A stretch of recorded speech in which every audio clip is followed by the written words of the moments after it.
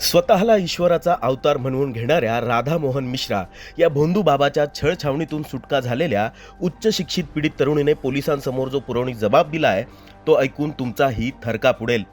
खराडीतील हा भोंदू बाबा अत्यंत विकृत मानसिकतेचा आहे। तो आपल्याच काही महिला अनुयायांसमोर पीडित तरुणीवर क्रूरपणे लैंगिक अत्याचार करायचा, अशी धक्कादायक माहिती समोर आली आहे। धक्कादायक बाब म्हणजे या नराधमानं केलेल्या अमानुष अत्याचाराला तो आणि त्याच्या महिला साथीदार चक्क प्रसाद असं संबोधत असत। पीडित तरुणीने दिलेल्या माहितीनुसार आश्रमातील काही महिला अनुयायीच या भोंदू बाबाला मोबाईलवर अश्लील व्हिडिओ दाखवायच्या। त्यानंतर तो व्हिडिओ पाहून राधा मोहन मिश्रा हा उपस्थित महिला अनुयायांसमोरच पीडितेवर लैंगिक अत्याचार करायचा। विरोध केल्यास पीडितेचे हातपाय बांधले जायचे, तिला गुंगी आणणारे इंजेक्शन दिली जायची आणि अमानुषतेची सर्व कृत्य करत जबरदस्तीने मूत्र पाजले जायचे। सन 2023 मध्ये जेव्हा पीडिता उबाळेनगर येथील या अलिशान बंगल्यातील आश्रमात वास्तव्यास होती, तेव्हा तिथल्या महिला अनुयायीच पीडितेला काय शिक्षा द्यायची हे ठरवायच्या।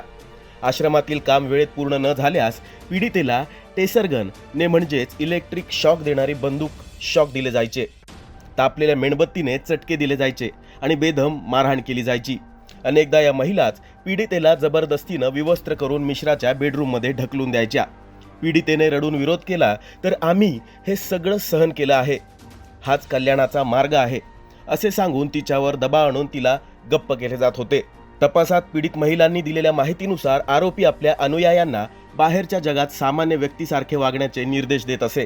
सार्वजनिक ठिकाणी त्याला अंकलजी म्हणून संबोधण्यास सांगितले जात असे, तर खाजगी खोलीत त्याच्या पाया पडणे, चरणामृत घेणे आणि त्याच्या आदेशांचे पालन करणे बंधनकारक करण्यात आले होते। या माध्यमातून महिलांवर मानसिक दबाव निर्माण करून त्यांची फसवणूक करण्यात आल्याचा संशय पोलिसांनी व्यक्त केलाय। तपासादरम्यान आणखी एक धक्कादायक बाब समोर आली आहे। पतीपासून वेगळी राहणाऱ्या एका पीडित महिलेच्या घरात आरोपीनं सीसीटीव्ही बसवून नजर ठेवल्याचा आरोप आहे। मानसिक छळाला कंटाळून संबंधित महिलेने कॅमेरे फोडले आणि आईवडिलांकडे आश्रय घेतल्याचं तिने पोलिसांना सांगितलंय।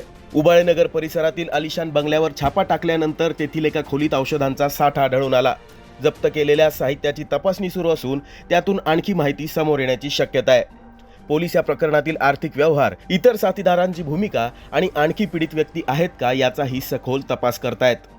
खराडी पोलिसांनी या प्रकरणात तत्परता दाखवत मुख्य आरोपी राधा मोहन मिश्रा, त्याचा साथीदार स्वामी कवलनयन आणि त्याला या अघोरी कृत्यात मदत करणाऱ्या 6 महिला अनुयायांसह एकूण 8 जणांवर विविध कलमांखाली गंभीर गुन्हे दाखल केले आहेत। हे सर्व आरोपी सध्या पोलीस कोठडीत असून पोलीस त्यांच्याकडून अधिक माहिती काढत आहेत। एका कॉर्पोरेट क्षेत्रातील उच्च शिक्षित महिलेला तब्बल 17 वर्षे अशा अमानुष नरक यातना देणाऱ्या या ढोंगी बाबाला कडकडीत शिक्षा व्हावी अशी मागणी आता संपूर्ण पुण्यातून होतीये। शगुप्ता शेख, लोकमत.com, पुणे।